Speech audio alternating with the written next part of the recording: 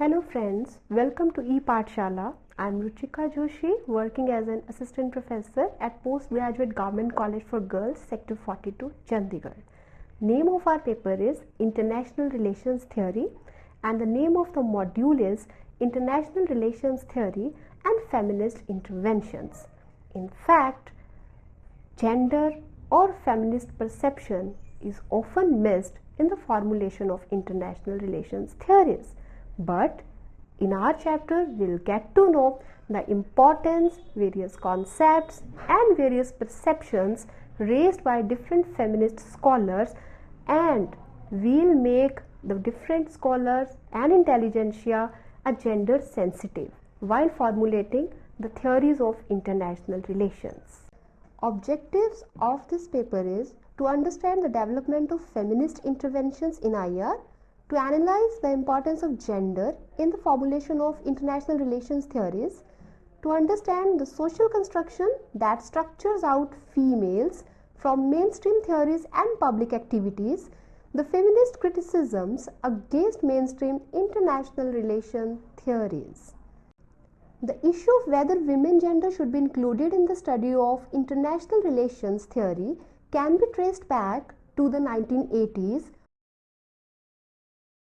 Although the denial of women in politics and therefore political theory goes back to the earliest theoreticians of politics, international relations is a relatively new subject and the discovery of women's absence from international relations theory is therefore new as well. However, the relegation of women away from power or public life in general goes back a long way, and since power is at the root of international politics and to a large extent international relations theory, it is important to note that women were viewed as subordinate in Western political theory and in many Eastern ones as well from the very beginning of theorizing. For Aristotle and following Aristotle, other early thinkers, women's inferior position in society followed from her nature, which he considered as being inferior to that of men, and this was because of an inherent lack in female biology. For St. Thomas Aquinas, women were the cause of sin and therefore should occupy a subordinate position in society.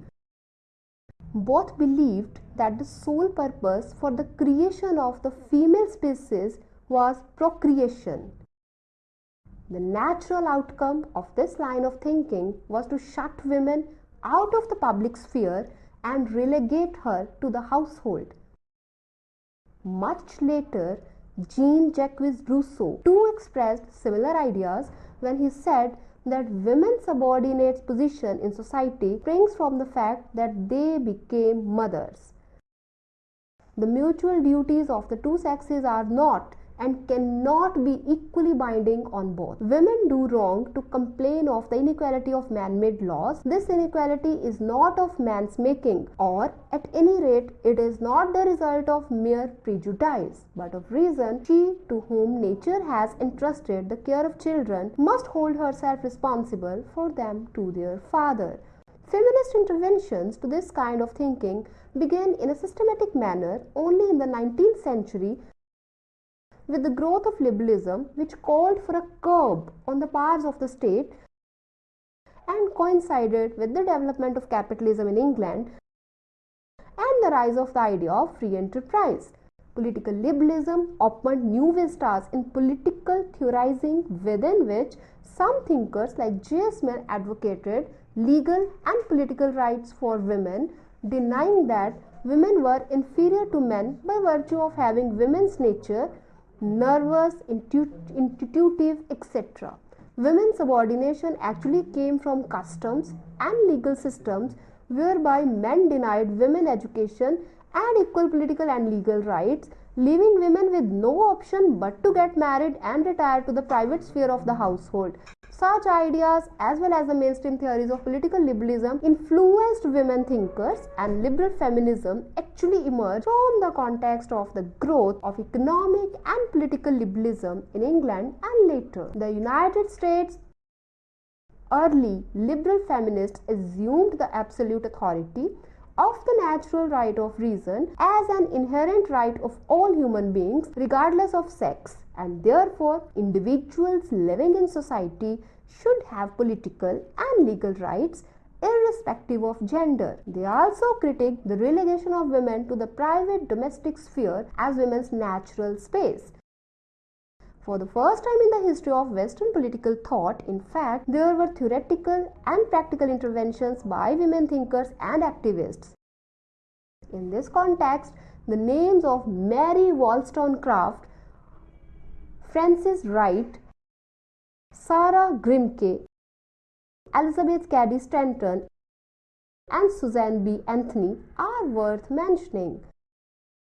IR theory began with a central focus on the state and relations between states. Women had been theorized out of participation in the state and its activities from the time of Aristotle. It is not surprising, therefore, that women were missing from IR theory at the time of its inception. Subsequently, with the rise of the feminist movement in the West, feminist theorists not only began questioning mainstream political theory but also IR theory and began to examine how gender could enter into IR theory. The present paper attempts a look at these feminist interventions and an analysis of the importance of gender in the formulation of international relations theories. Feminist theories appear to agree that patriarchy extends from the family to the state, and the patriarchal state has its root in the patriarchal family unit. In liberal feminism, for example, there is a public-private dichotomy, wherein the state, the market, and all institutions outside the family constitute the public. Only intimate familial relations are private. This implies not only a structural but an ideological divide. According to patriarchal ideology, everything outside the family, the private sphere, is a cold, uncaring place for competition. Only the family is a safe haven for love, comfort, and security. Feminists claim that this is how power dynamics and politics relegate women to the private familial place, restricting the public space for men. The patriarchal division of the public and the private teaches women that their private world is a place of love and care outside the public realm of competition and strife. Within this kind of patriarchal ideology, women can hardly come out with their stories of domestic violence and marital rape, narratives that have long been wrapped in silence. Feminists note that unless women learn that the ideology of home as a safe haven, distinct from the violence of the public world, is generated via patriarchy to keep male power in society intact, and that politics and power do not stop at the doorstep of home, or that the bedroom is free of power dynamics, no amount of legal or political empowerment would actually empower women. Therefore, the private is also political, and women should be as much part of the public sphere as the private. These views can be traced to both Marxist and liberal feminist scholars. One of the basic tenets of the Marxist theory is that history moves via contradictions between the structure and the superstructure from primitive modes of production to modern times. Further, for Marx, labor power has an exchange value, and the key to the self-producing nature of capitalist accumulation lies in the extraction of surplus value from the labor of the proletariat. Marxist feminists who propagate the dual systems theory have, however, constructed a base and superstructure of patriarchy which is distinct from the Marxian model. Women's oppression stems from both the material base and the patriarchal base, and women do not have control over either. The material base of patriarchy, which is not identical with the economic base, is formed through controlling women's labor power and sexuality in the public spheres and through the sexual division of labor in the private sphere. In the public sphere, women perform jobs for lower wages, thus producing only use value and not exchange value. Exchange value is expressed in monetary terms, use value is not. Women's labor is like that of the proletariat, whose labor is used by those who control the means of production. Unpaid domestic labor is hidden surplus value that goes into reproducing the proletariat and eventually in reproducing and accumulating capital. But since use value is not exchange value, it degenerates women in the eyes of men, providing the rationale for male dominance. Liberal, radical, Marxist and socialist feminist scholars, while agreeing that patriarchy denotes oppression, have analytical differences and also provide different solutions. Early feminist work on the state analyzed how women were subordinated by a centralized state. Later, however, it was realized that states are differentiated entities and feminist interventions began in the different aspects of the state and statecraft. It is from such roots that feminist interventions also began in the field of international relations, since international relations began as a discipline that dealt with relations between states.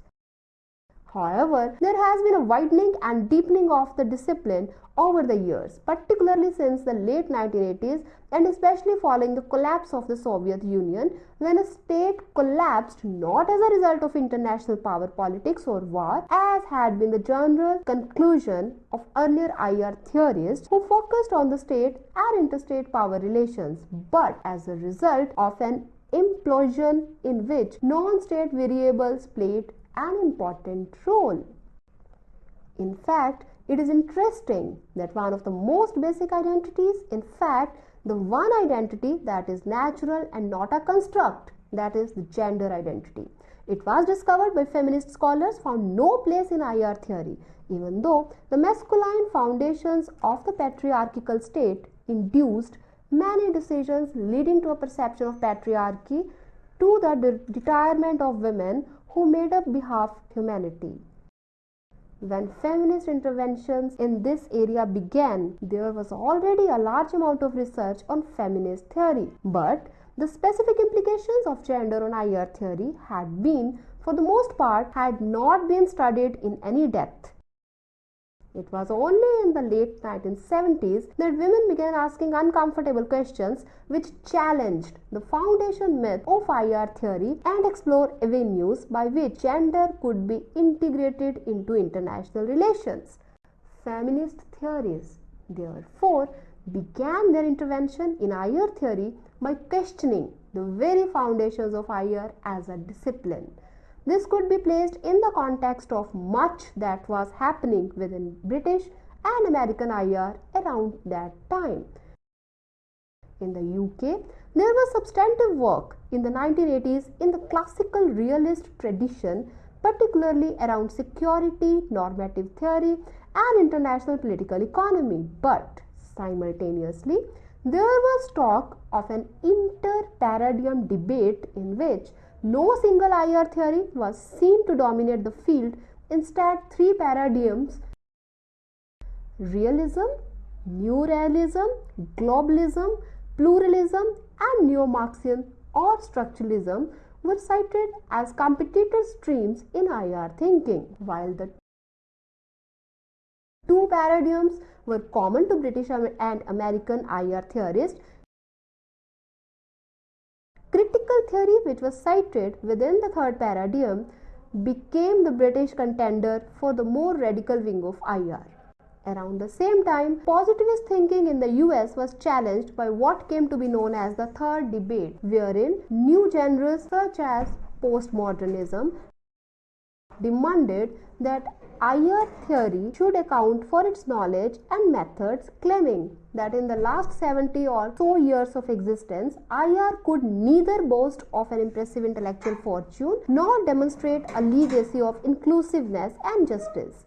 The collapse of the Soviet Union further added to the discomfort of conventional IR, and this was followed by the civil war in Yugoslavia, which also collapsed not because of any external assault but as a result of internal destabilization, the main cause of which was internal ethnic conflict. Security and IR experts could hardly have imagined that at the end of the 20th century, ethnic cleansing and rape could become some of the most important strategies of war and its causes. Under the circumstances, There was the emergence of constructivism as a fourth paradigm in both American and British continental IR. The main issue in much of constructivism is how actors, agents, issue areas, and structures of international relations are shaped, co-shaped by ideas, norms, rules, and values that are not in the strictest sense rational. While in the early 1980s, the pivot of the debate had lain between the rationalist and the critical theorist, the main area of competition now lay between the rationalists and the constructivists. Constructivism provided a large enough umbrella to accommodate postmodernism and by extension some amount of feminist thought. It's in this background that feminist interventions in IR theory can be cited. A few British women had written, some radically critically in the 1980s, and had contributed to the foundations of a feminist IR tradition. The issue of whether gender should be included in the study of IR actually goes back to a seminar at the London School of Economics in 1988, proceedings of which were subsequently published in a volume of Millennium. Since then, there have been many feminist scholars who have written on how gender or women's issues affect international relations. But before reviewing that, it is important to briefly discuss some of the pioneering works that questioned mainstream theory and gave a female interpretation of international relations, which are in fact responsible for the place that gender has gained today in the study of IR. Among the early feminist theorists, three women stand out for their interventions in IR theory: Jean Bethke Elshtain, Cynthia N. Lowe, and Ann Tickner. Their writings revealed theoretical deficiencies across the field, and in Women and War, 10 years on, Elshtain took up the core IR issue of war and discussed the dubious claims to IR knowledge.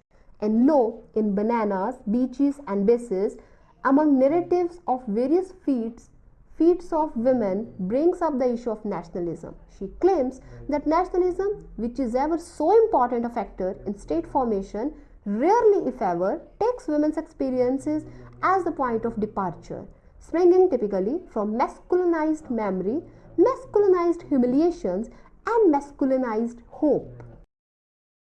She adds that colonialism too sprang from masculinized dreams of power and adventure. Militarized national movements draw her attention. The more imminent and coercive the threat posed by an outside power, a foreign force, or the local government's police, the more successful men in the community are likely to be in persuading women to keep quiet, to swallow their grievances and their analysis. Similarly, Tickner's Gender in International Relations worked at basics to consider a reprisal of security defined in realist terms from the feminist standpoint. She presents women as a gender group that is made to exist apart from the subject matter of IR and international relations, fields which are dominated by men and their concerns. However, women are often under threat as a result of IR's projection of masculine experiences as human universal experiences. She notes that the multiple streams of feminist thinking, liberal, Marxist, radical, socialist, postmodern, all raise questions about how hierarchical gender relations are interrelated with other forms of domination, and how women are affected by global politics or the workings of the world economy. She says that the state and not the individual is the main actor in economic nationalism. State strives for economic self-sufficiency in their own national interest. They induce war with other states for economic reasons and thereby insecurity. Tickner asks, who is it and whose interest does the state actually protect? Why exactly are women rendered insecure at the lower ends of the economic nationalist state? These questions reach the bone of international political economic thinking.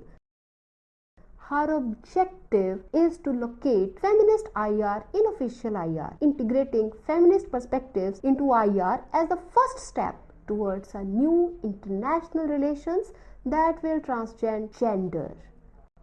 Earlier studies also focused on male and female styles of functioning in public office, and this too has relevance to international relations because styles of functioning can affect foreign relations. Feminist writers characterized the male style as adversarial, rational, hierarchical, competitive, authoritarian, and product oriented, while the female style was seen as empathetic, collaborative, participatory, supportive, meditative, and process oriented. Conventional IR is a study of state, non-state actors and market transactions where neither man nor woman figures by himself or herself, the focus being on impersonal actors, structures and systems processes. Yet in this abstract system, there appears to be a structuring out of women and their activities, and this affects how people think about empirical international relations and the political economy. Feminist scholars, on the other hand, study men, women, and social relations within, across, and against conceptual framework, and this study led to the realization that what was so far taken to be inclusive problematics, concepts, and theories, objectives, methodologies, and transcendental truths were in reality not so. In fact, IR's concepts, knowledge, and methodologies bore the mark of their collective and individual creators who were marked by gender, race, class, and culture. Feminist theorists are therefore concerned with what is missing in IR theory as well as in the durable actors, structures, and processes of the world. They question whether the absence of women and gender in IR warranted theoretically and empirically, or have women and their political and economic activities have structured out of international relations by level of analysis that do not apply to men and their activities, even though conventional IR is supposed to be about abstract actors, structures, and systems. How can IR talk about continuities and discontinuities if it does not recognize women's agency? Why is there a silence in IR about the global structure of male dominance which affect IPE? Feminist interventions in IR are diverse, but all are concerned about the invisibility of gender issues within mainstream IR theory. They also agree that visibility requires considerable analysis of the point in the international system and the theories that depict it, where women's understanding and contributions are chalked off and men's are taken as the norm. So far as feminist standpoint theory is concerned, it claims an epistemic privilege over the character of gender relations and of social and psychological phenomenon in which gender is implicated on behalf of the standpoint of women. In feminist standpoint theory, the feminist is the transformer. She enhances her own agency by putting her lived experiences on the same plane, if not a higher plane, than the women denying authority. The questions here therefore is whether there is a women's standpoint in IR and IPE. Is there a relation between the social construction of males as men, for instance, on the topics that IR analysts consider to be within the field? The importance of this area of reasoning lies in the deconstruction of abstractions that may be invisibly gender marked. In this sense, it is a type of critical theory that aims to empower the oppressed, and that is women. Welfarism was the first approach to women's developmental issues, and the 1970s saw an extension of Western liberal ideologies addressing itself to relief and aid for vulnerable groups, part of which was directed towards family planning, targeting women.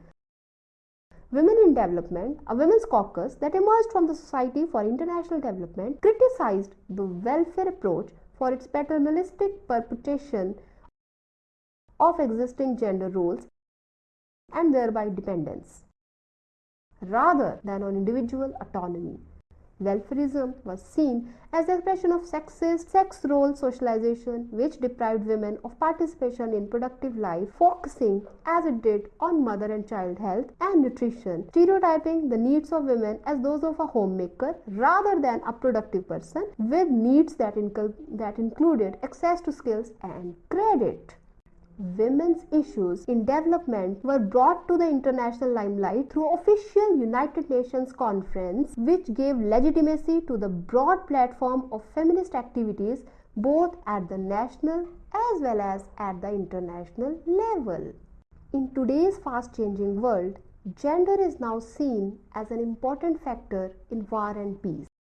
Actually, empirical situations involving women in former Yugoslavia, the Darfur crisis, the attempts to reconstruct Afghanistan have all demonstrated the truth of some of the feminist interventions in IR theory. Recognizing the need for difference, the post-genocide government has ensured the presence of substantial number of women in decision making, particularly in the Rwandan parliament. The adoption of United Nations Security Council Resolution 1325 in October of 2000 was a watershed because this resolution recognizes the role of women in peace building and the prevention and resolution of conflict and calls for study of the impact of conflict on women and girls.